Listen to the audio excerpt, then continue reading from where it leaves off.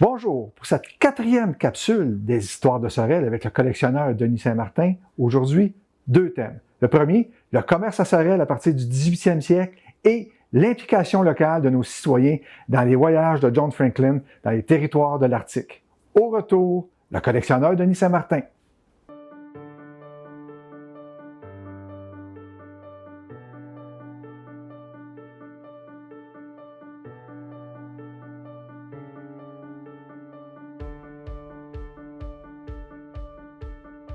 Denis Saint-Martin, bonjour. Salut Justin. Salut. Cette dernière capsule, vous nous faites encore une autre fleur. Oui. Vous allez essayer. Denis Saint-Martin, on va parler de commerce D'accord. à Sorel, à partir du 18e siècle. Et en partant, Sorel, en 1881, était réellement un pôle. Oui, je dirais un pôle économique. On voit la vie au niveau, tout ce qui est maritime, l'implication, le développement de la ville, le carré royal qu'on connaît. On voit réellement la prospérité là, dans les années 1881. De la pression de l'économie là, Sorel était vraiment une ville effervescente là, au niveau du développement. Donc ça veut dire que la dernière fois quand on s'est quitté, on a terminé avec la rébellion 1837-1838. Donc 1837-38 à 1881, la ville a évolué. Absolument. Absolument. Ça a évolué et on l'avait parlé dans la 3e capsule. Il y avait quand même une complicité anglophone-francophone, malgré on est sous possession britannique. D'ailleurs, on voit le parc à Sorel là, avec le drapeau britannique. Okay. Mais on voit que dans les années 39, c'était beaucoup plus anglophone. 81, on s'en va plus. Ça, c'est le carte original. Oui, oui, absolument. De l'époque. Vous avez un autre original dans vos mains? Bien, c'est le plus vieux bon d'achat qui existe pour la région de Sorel, 1839. Vous pouvez le montrer? Oui, absolument. Okay. 1839. Qu'est-ce qui est intéressant, c'est qu'on voit que c'est un marchand anglophone. Fait que, on voit qu'en 1939, la pression anglophone, elle était très, très, très forte. Et puis, dans les années 80-81, le fait français a commencé avec des marchands, des gens ont commencé à promouvoir le fait français, là, à ce que les transactions se fassent de façon plus francophone qu'anglophone. Anglophone. Ce qui fait que vous nous amenez, avec cette émergence-là du fait francophone en matière de commerce, vous nous amenez à notre personnage mystère. Oui. Qui est-il?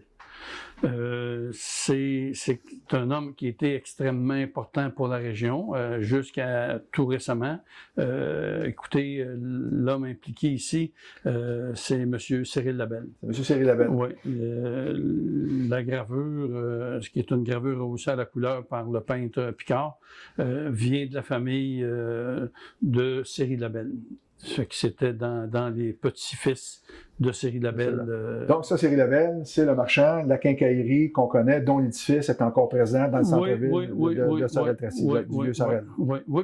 Puis l'importance de M. Labelle, on l'a souligné un petit peu tantôt au niveau de l'économie, tout ça. Il y a eu un mouvement où la chambre de commerce, on a commencé à développer des chambres de commerce. Parce que M. Labelle, il faut le dire, a été parmi les fondateurs en 1872 de la chambre de commerce actuelle de Sorel-Tracy. C'est ça. Fait que quand on voit le développement en 1881, M. Labelle était déjà un homme extrêmement impliqué, pas juste au niveau marchand.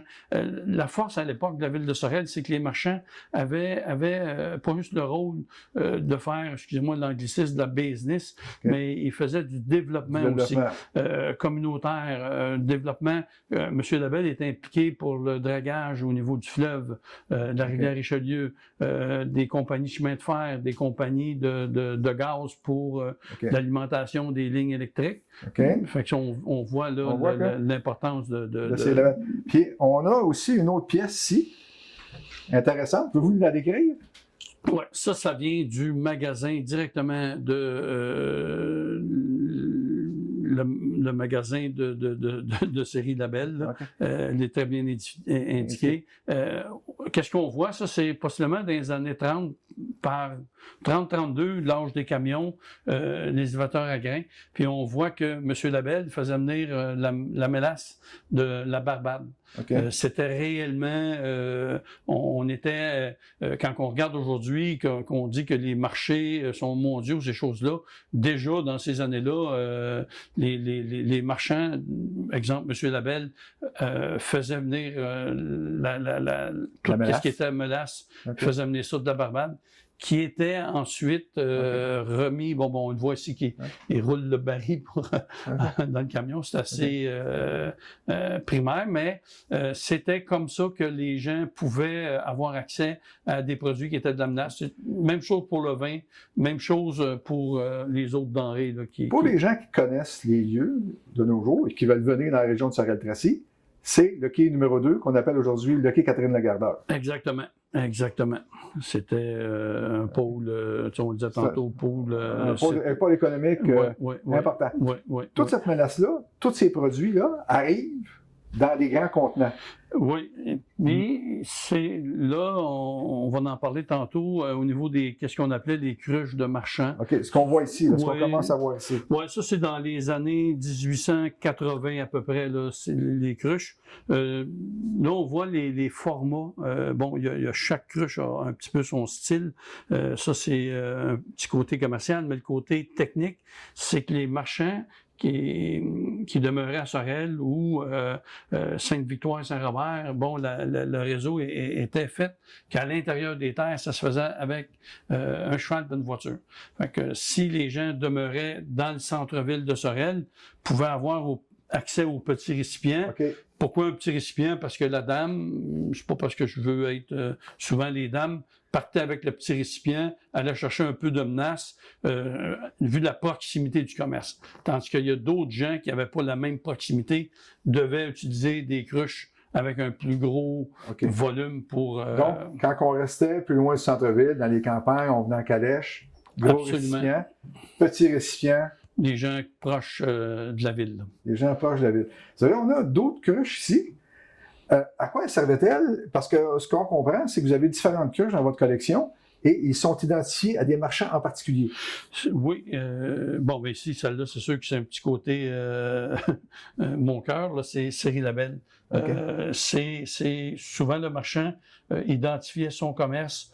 Lorsque quelqu'un voulait aller chez Série Labelle, s'il y avait une cruche, un exemple, Chagnon, ben c'est un petit peu, peut-être un petit peu plus problématique. Sûrement que M. Labelle, si la personne arrivait avec une cruche de Série Labelle, il restait un petit peu de menace dans le baril, tu avais plus de chance d'avoir le restant de la menace du baril que si tu arrivais avec une Chaillon, là, exemple. Là. OK. M.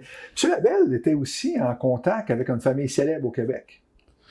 Les Mawson. Oui, les Mawson. Même aujourd'hui encore, on peut voir l'édifice Mawson dans les bureaux de M.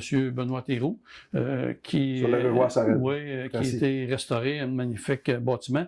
Puis la famille Mawson, la première succursale de la famille Mawson est à Sorel.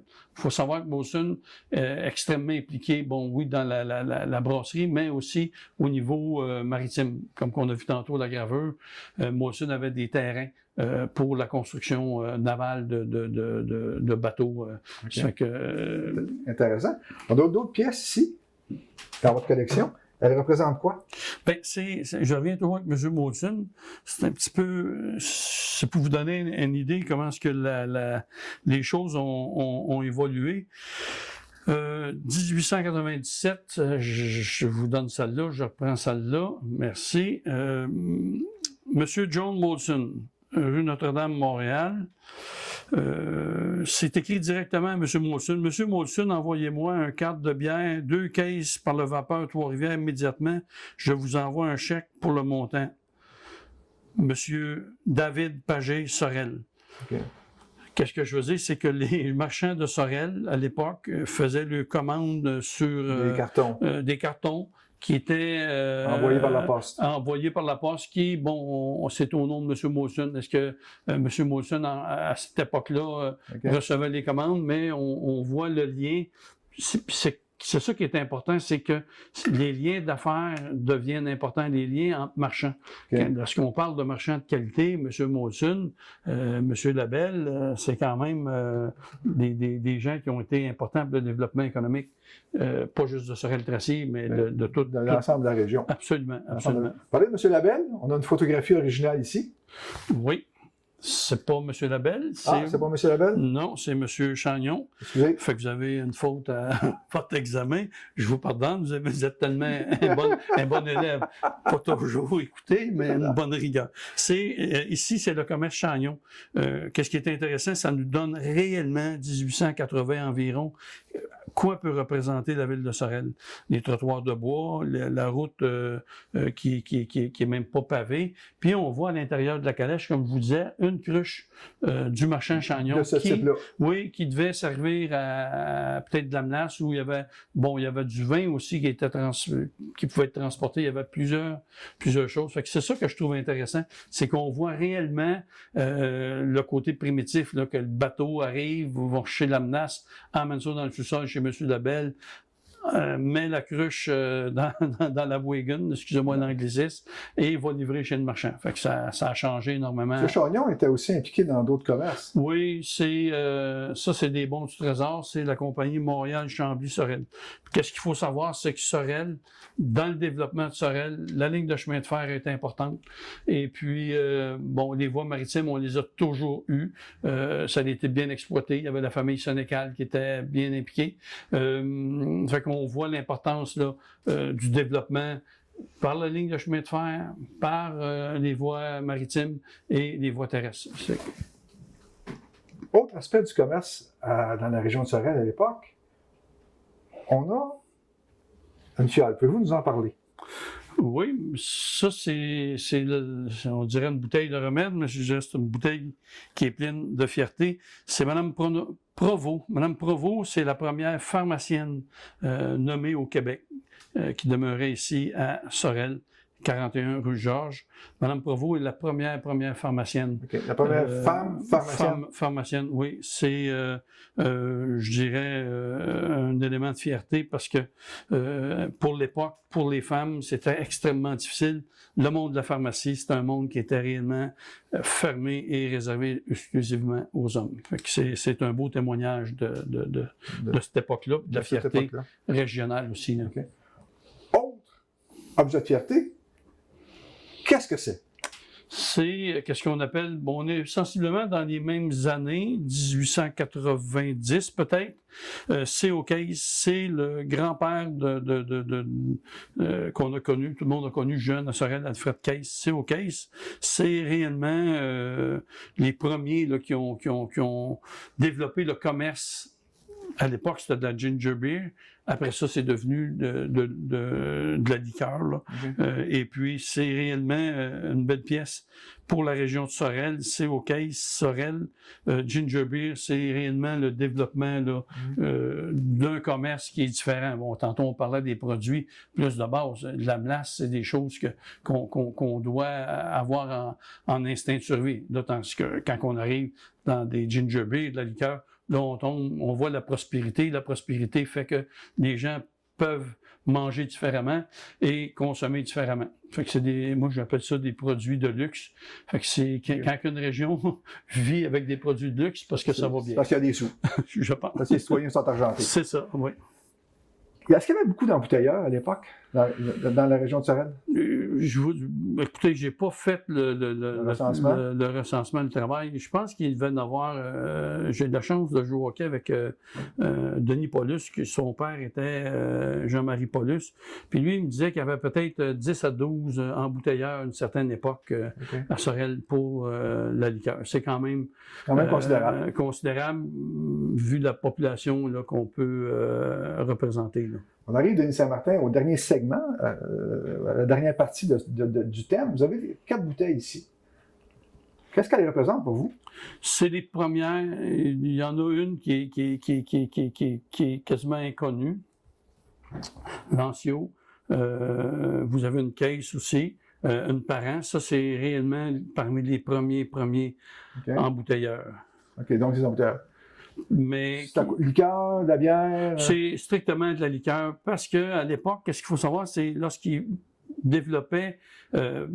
fabriquaient, je dis développer, c'est quasiment le mot quasiment juste, parce que lorsqu'ils faisaient de la ginger beer, c'était un mélange je vous dirais, d'épices puis tout ça. Puis apparemment, lorsqu'on regardait la bouteille, si la bouteille était transparente, qu'est-ce que ça représentait? Les gens n'avaient pas le goût de le boire. Fait que la légende dit que les bouteilles de grès, du fait qu'elles n'étaient pas transparentes, pouvaient faire en sorte que même si c'était pas beau, c'était quand même bon. Mais les bouteilles de liqueur, on parle d'une autre époque. Là, on parle d'une époque où que réellement, ça devient un produit de luxe. C'est carrément un produit de luxe. Là. En terminant cette section, tire-bouchon. Est-ce que ça a une origine à cette époque-là? Ben, si Le fait d'appeler les gens de Sorel-Tracy des tire-bouchons? Ben, je pense que là, il aurait fallu qu'on ait une autre capsule, capsule dans tout le sens. Spécifiquement sur ce thème-là? Pour les bouteilles de bière. Je pense qu'on était peut-être plus nommé tire-bouchon en fonction des nombres de brasseries ou de tavernes qu'il y avait à Sorel. Je pense qu'il y avait beaucoup plus de tavernes. Ça, j'ai pas fait l'inventaire. Quoique plus jeune, j'ai commencé à le faire tranquillement, mais j'ai manqué d'énergie. Non, mais c'est réellement, je pense que les tire-bouchons, c'est réellement en fonction peut-être au niveau de la bière. C'est sûr qu'on pourrait l'adapter aussi au niveau des liqueurs. Il y avait tellement d'embouteilleurs que les deux thèmes auraient pu convenir, là, soit à la bière ou à la liqueur.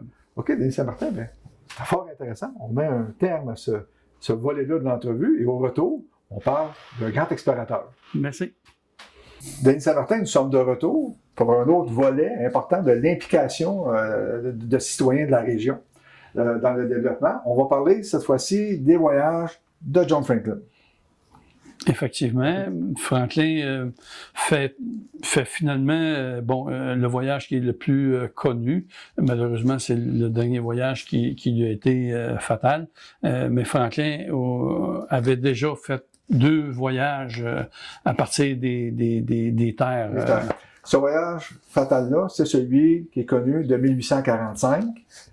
Avec dans les bateaux connus le Terreur et le Erebus. Effectivement, c'est ça. Là, ce qu'on parle, c'est celui de 1825. C'est ça. En 1825, qu'est-ce qu'il faut savoir? Il y avait eu un premier voyage qui avait été un échec. Franklin avait même failli laisser sa peau. Il a porté le surnom « l'homme qui devait manger ses bottes ». Tout le monde fait bouillir ses bottes pour survivre. Bottes de cuir. Oui. Et le deuxième voyage, il avait demandé, parce que les 2 premiers voyages, qui étaient importants, Franklin voulait le faire par les terres pour être capable de se repérer au niveau du passage du Nord-Ouest. Je vous arrête tout de suite. Quand on parle de voyage, géographiquement, où est-ce qu'on sont situés? Qu'est-ce que Franklin veut faire en 1825? Mais il veut monter la rivière. Il part de la région de Toronto, qui est un petit peu plus ici, pour monter, pour aller vers qu'est-ce qu'on appelle ici, qui va devenir le passage du Nord-Ouest. Okay. Fait que Franklin va avec les guides sorellois, finalement, des voyageurs, venir se rendre jusqu'au passage Nord-Ouest pour être capable de cartographier la côte. Okay. Pour éventuellement le voyage qui savait qu'il était pour être le voyage maritime, là, passé par le passage, mais il voulait faire une reconnaissance. Absolument. Là, on est donc territoire du Nord-Ouest, rivière Mackenzie, on est réellement en Arctique. C'est ça.